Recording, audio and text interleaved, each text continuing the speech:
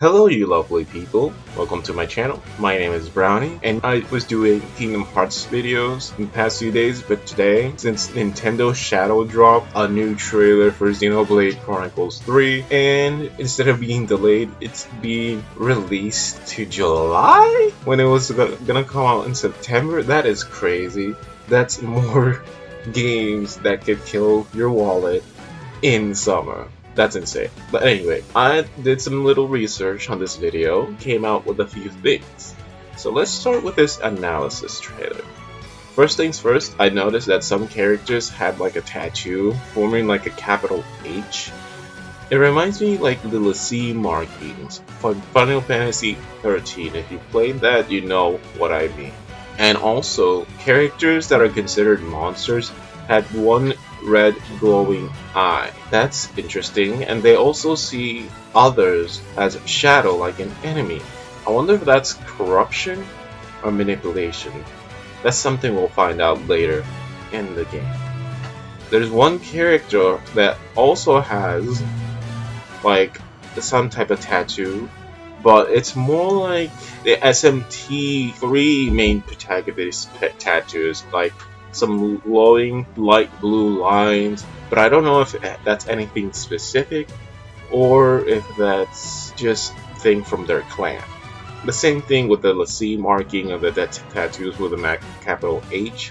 I don't know if that's a specific thing or something from the clan in this game. Now, the gameplay UI, which wasn't seen in the previous trailer, looks really nice.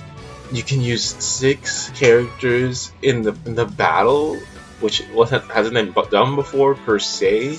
Because in Xenoblade Chronicles 2 you had 6 characters, but only 3 were playable and had a HB bar. This time it's just all 6 characters. That's insane. Also, we see the enemy life bar in the middle top. There's like an icon next to the level. I wonder if that's a category or a type. Like, you know, there's some beasts, some humanoids, some... you know what I mean. Like, that would be a specific thing to help you get some special attacks that would work against those, or defensive items that could work in favor when you're fighting those things. That's cool to see. Also, in the upper right corner of the screen, you can see the amount of enemies there are in battle. That's a nice touch. Now we see a tactics button. I don't know if that's displayed in the game. Attacks show the name and the effect like in Xenoblade Chronicles 2. That's a neat touch. And the chain attack is now up in the plus button. Let me tell you, in Xenoblade Chronicles 2, I think you had to do a certain combination of buttons, and sometimes I pulled it off, but sometimes I had to try multiple times to get it, and it's good that it's a simple button now. That's great. They learned their lesson.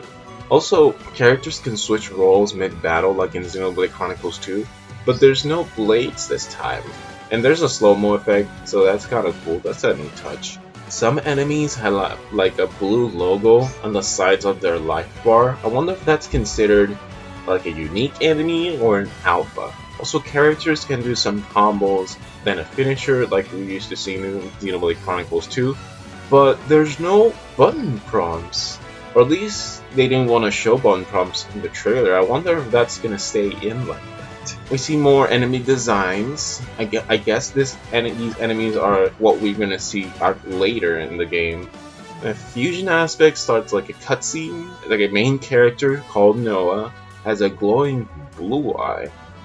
I wonder if that's why they're chasing them down, because in the beginning of the trailer we see characters with glowing red eyes, and I think some people categorize them as the same group, therefore marking them as enemies? I wonder. Also, the fusion mechanic where 2 characters fuse together and create this mechanoid beast looks insane. The first one we see was between Noah and the other character, I'm forgetting right now, I didn't write it down. Mio? It looks like the Evangelion mech Shinji uses in the Neon Genesis Evangelion. It looks really nice. Character has the same UI, or the fuse characters have a shared UI now. And there's a cancel button as well, but there's no time limit. I wonder.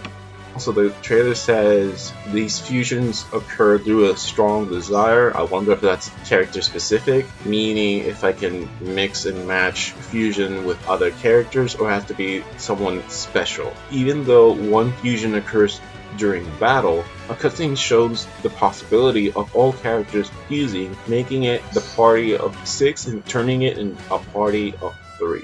The signature weapon of this game, or a Monado, or whatever this weapon's gonna be called, is a katana, or it starts like a buster sword and then changes form because the character, Noah, unsheaths the blade and turns into a katana, and the sheath turns into a gauntlet. That's neat. That's really, really cool. I wonder if that's like a true form of that weapon. Now we see 7 people fighting at once. I don't know if one character is like a special guest, kind of like what we see in Final Fantasy 15, but if there's the possibility of 7 characters at once in battle, that's crazy. Now we see another enemy, but this time has red icons on the sides of their life bar. I wonder if that's a stronger version of the enemy, or if that's a boss. We'll know that in the future. Before the trailer ends, we see another gameplay footage with a chain attack. Now we see tactical bar and some bonus conditions to get points on that tactical bar. Different roles mean different weapons, and now we see Noah use an attack movement the same as Tyon, who is the healer. So I guess the weapons and roles aren't character specific. We've seen that before in the previous game. That's a neat touch. And that's all I could pick up from this trailer. And the release date is July 29th, so that's gonna be really nice. If you see anything in the video that I haven't pointed out, let me know in the comment section. Because a person who just finished Xenoblade Chronicles 2 a few days ago is very, very excited to see what's coming for this game. The story seems to be really great. The gameplay is on point. I hope that there's a tutorial for the gameplay. Because in Xenoblade Chronicles 2, they didn't really explain much. You had to figure the stuff out on your own. I hope they don't do the same thing for this game.